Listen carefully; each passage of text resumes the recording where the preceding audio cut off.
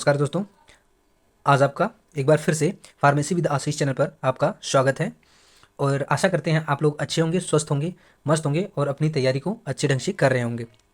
आज के वीडियो में हम लोग बात करने वाले हैं एक अगले जो है प्रैक्टिस सेट के बारे में, जो कि आपकी परीक्षा की दृष्टि से बहुत ही महत्वपूर्ण होने वाला है।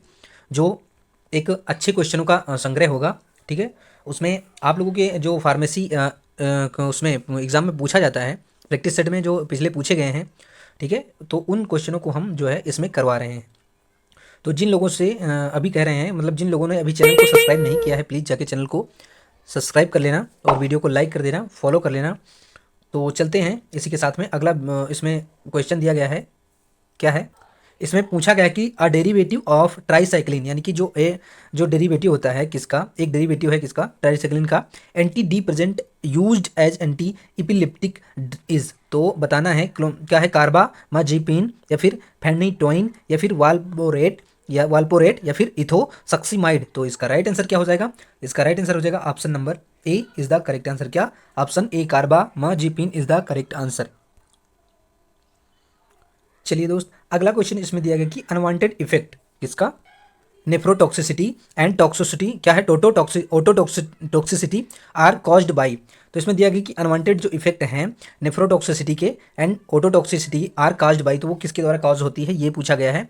पेनिसिलिन के द्वारा या फिर जेंटामाइसिन के द्वारा या फिर क्लोरमफेनिकाल के द्वारा या ईथम्बुटाल के द्वारा, किसके, ईथम्बुटाल के द्वारा। तो इसका राइट आंसर क्या हो जाएगा, इसका राइट आंसर हो जाएगा option B, gentamicin is the correct answer. क्या, gentamicin is the correct answer. चलिए बात करते हैं अगले प्रश्न के बारे में, अगले क्वेश्चन के बारे में। तो इसमें पूछा गया कि movement of leucocytes toward the site of injury along the chemical gradient is called. तो इसमें पूछा गया कि जो मूवमेंट होता है ल्यूकोसाइट्स का टूवर्ड दोनों साइड से, टूवर्ड द साइड यानी कि दोनों साइड से, ऑफ इंजरी यानी कि जो उसकी इंजरी होती है, along a chemical gradient is called. वो जो गार्डियन केमिकल गार्डियंस होता है, कहा जाता है क्या, फाइगोसाइटोसिस या फिर एपोटोसाइस, क्या, अपोटोसिस या फिर केमोटैक्सिस या फिर स्टियोटोसिस। तो इसका राइट आंसर क्या हो जाएगा, स्टियोटोसिस का। तो इसका राइट आंसर क्या हो जाएगा, ऑप्शन नंबर सी, यानी कि chemotaxis is the correct answer. क्या, chemotaxis is the correct answer, option C is the correct answer. चलिए दोस्त, अगले क्वेश्चन पे चलते हैं। इसमें लिखा कि ट्यूमर, ये जो ट्यूमर होता है, implant discontinuous with the primary tumour is called. तो क्या कहता है, फेब्रोमा कहलाता है या फिर बेनिंग कहलाता है या फिर एडिनोमा कहलाता है या फिर मेटास्टेसिस कहलाता है। क्या, मेटास्टेसिस कहलाता है। तो इसका राइट आंसर हो जाएगा option number D, metastasis is the correct answer. क्या, metastasis is the correct answer, यानी कि ऑप्शन डी जो होगा वो राइट हो जाएगा। क्या, ऑप्शन डी जो होगा वो राइट हो जाएगा। चलिए दोस्त, अगला क्वेश्चन इसमें पूछा गया कि following enzyme assay in serum is specific for liver cell injury. तो बताना है जो एंजाइम ऐसे होता है in serum is specific for liver cell injury के लिए, ठीक, SGPT-LT होता है या फिर एल्कलाइन फॉस्फेट होता है या फिर बोथ AND या फिर SGOT-AST।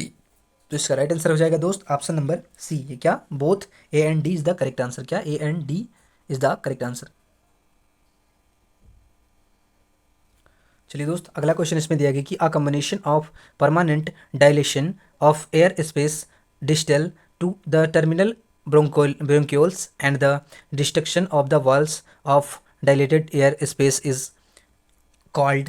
तो बताना है क्या कहलाता है वो, क्रोनिक ब्रोंकाइटिस कहलाता है या फिर लंग एब्सेस कहलाता है या फिर इफ्सेमा कहलाता है। क्या, इफ्सेमा या फिर अस्थमा कहलाता है। तो जो कॉम्बिनेशन होता है परमानेंट डायलेशन का एयर स्पेस से या फिर डिस्टल एयर से डिस्टल से टू द टर्मिनल ब्रोंकियल्स, यानी कि दोनों जो ब्रोंकियल्स होते हैं, एंड और द डिस्ट्रक्शन, यानी कि डिस्ट्रक्शन जो होता है ऑफ द वॉल, उसकी दीवारों से, ऑफ द डायलेशन, यानी कि जो डायलेशन होता है एयर स्पेस इज कार्ड, यानी कि हवा के जरिए, तो वो क्या कहलाता है, स्पेसेस इज कार्ड, तो वो क्या कहलाता है, अस्थमा कहलाता है या फिर इम्फेस्मा कहलाता है या फिर लंग एब्सेस कहलाता है, फिर क्रोनिक ब्रोंकाइटिस कहलाता है। तो इसका राइट आंसर हो जाएगा ऑप्शन नंबर सी, क्या होता है, इम्फेस्मा इज द करेक्ट आंसर। क्या, इम्फेस्मा इज द करेक्ट आंसर।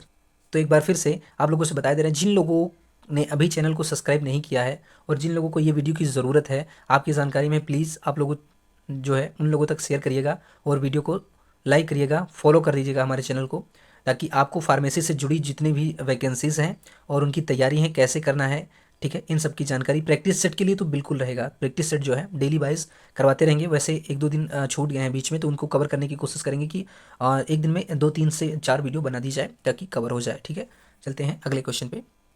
दोस्त अगले क्वेश्चन में पूछा गया कि द मेजर पैथवे, जो मेजर पैथवे होता है, रास्ता होता है, ठीक है, ऑफ द कैटाबॉलिज्म, ठीक है, of saturated fatty acid is a mitochondrial, क्या होता है, मिटोकॉन्ड्रियल पैथवे कॉल्ड। जो मिटोकॉन्ड्रियल पैथवे होता है वो क्या कहलाता है, अल्फा ऑक्सीडेशन कहलाता है, या फिर बीटा ऑक्सीडेशन कहलाता है, या फिर ग्लाइकोलिसिस कहलाता है, फिर गामा ऑक्सीडेशन कहलाता है। तो इसका राइट आंसर क्या हो जाएगा दोस्त, option number B, beta oxidation कहलाता है। क्या, बीटा ऑक्सीडेशन कहलाता है। तो option B is the correct answer. क्या, option B is the correct answer.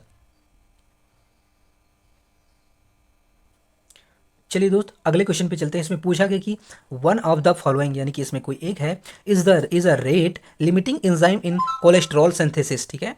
तो ऑप्शन ए है फॉस्फेट्स, या फिर फॉस्फो लिपेज A2, या फिर HMG CO आ, ठीक है, रेडिक्टोज, या फिर D phospholipase C is the. तो इसका राइट आंसर क्या हो जाएगा दोस्त, ऑप्शन इसका हो जाएगा ऑप्शन सी, HMG CO आ, ठीक है, COA reductase is the correct answer, यानी कि ऑप्शन सी इसका राइट आंसर हो जाएगा। तो option C is the correct answer. चलिए दोस्त अगला क्वेश्चन इसमें दिया गया कि वन क्लास, यानी कि एक जो क्लास है ऑफ RNA कैरेक्टरिस्टिकली, ठीक है, contain unusually purines and pyrimidines this RNA mRNA, या फिर क्या है 16S RNA, या फिर tRNA। तो इसका राइट आंसर हो जाएगा दोस्त ऑप्शन डी, जो हो ट्रांसफर RNA हो जाएगा। क्या होगा, ट्रांसफर RNA। तो option D is the correct answer. क्या, option D is the correct answer. चलिए मेरे दोस्त तो अगला क्वेश्चन इसमें दिया गया कि द लिपोप्रोटीन, यानी कि लिपोप्रोटीन जो है, लिपोप्रोटीन पार्टिकल्स इसके जो होते हैं that have highest percentage concentration of cholesterol are. तो जो सबसे ज़्यादा जो सघन होते हैं, कंसंट्रेशन होता है, ठीक है, ऑफ कोलेस्ट्रॉल का, तो HDLS होता है, या फिर LDLS होता है, या फिर VLDLS होता है, या फिर क्या होता है, क्या है, काइलोमाइक्रॉन्स, साइलोमाइक्रॉन्स, ठीक है, किलोमाइक्रॉन्स। तो इसका राइट आंसर क्या हो जाएगा दोस्त, ऑप्शन बी, जो LDL है ये इसका राइट आंसर हो जाएगा। तो ऑप्शन बी जो है ये राइट हो जाएगा। तो option B is the right answer. चलेंगे अगले क्वेश्चन पे। दिया है the cardiovascular centre is present in. तो जो कार्डियोवैस्कुलर सेंटर होता है ये प्रेजेंट होता है, ठीक है, कहाँ पे, सेरेब्रम में, या फिर थैलामस में, या फिर मेडुला ओब्लंगाटा में, या फिर सेरेब्रम में। तो जो कार्डियोवैस्कुलर का सेंटर होता है वो कहाँ पर प्रेजेंट होता है दोस्त, तो ये बताना है। तो इसका राइट आंसर हो जाएगा दोस्त ऑप्शन सी, कहाँ पर, मेडुला ओब्लंगाटा में। कहाँ पर, मेडुला ओब्लंगाटा में। तो इसका राइट आंसर हो जाएगा ऑप्शन सी। क्या, ऑप्शन सी इसका राइट आंसर हो जाएगा। चलिए दोस्त अगला क्वेश्चन इसमें दिया गया है glomerular blood hydrostatic pressure GBHP, ठीक है, यानी कि GBHP जो होता है, ठीक है, ये कितना होता है, 10 mmHg, या फिर 30 mmHg, फिर 18 mmHg, या फिर 55 mmHg। तो इसका राइट आंसर क्या हो जाएगा, ऑप्शन डी 55 mmHg जो होगा ग्लोमेरुलर ब्लड हाइड्रोस्टेटिक प्रेशर जो होगा वो 55 mmHg होगा। क्या, option D is the right answer. चलिए दोस्त इन द लार्ज इंटेस्टाइन, इसमें पूछा कि जो लार्ज इंटेस्ट जो बड़ी आंत में होती है, बड़ी आंत में बैक्टीरिया कन्वर्ट बिलिरुबिन इनटू, यानी कि बैक्टीरिया जो होते हैं वो कन्वर्ट हो जाते हैं बिलिरुबिन में इनटू, इसमें किसमें, तो ये क्या दिया गया है, यूरोबिलिनोजन में, या फिर यूरोबिलिन में, या फिर बिलीवर्डिन में, या फिर फेरेटिन में। तो इसका राइट आंसर हो जाएगा दोस्त option number A is the correct answer, यानी कि यूरो बिलिनोजन में कन्वर्ट हो जाएगा। तो option A is the correct answer. चलिए दोस्त इसमें दिया गया कि in nerves A fiber conduct impulse at speed of, यानी कि ऑप्शन ए 15 मीटर पर सेकेंड, या फिर 0.5 to 2 मीटर पर सेकेंड, या फिर 12 to 130 मीटर सेकेंड पर सेकेंड, या फिर डी जो है 1500 मीटर पर सेकेंड। तो इसका राइट आंसर हो जाएगा दोस्त option number C is the correct answer, यानी कि 12 to 130 मीटर पर second is the correct answer. क्या, 12 to 130 मीटर पर second is the correct answer.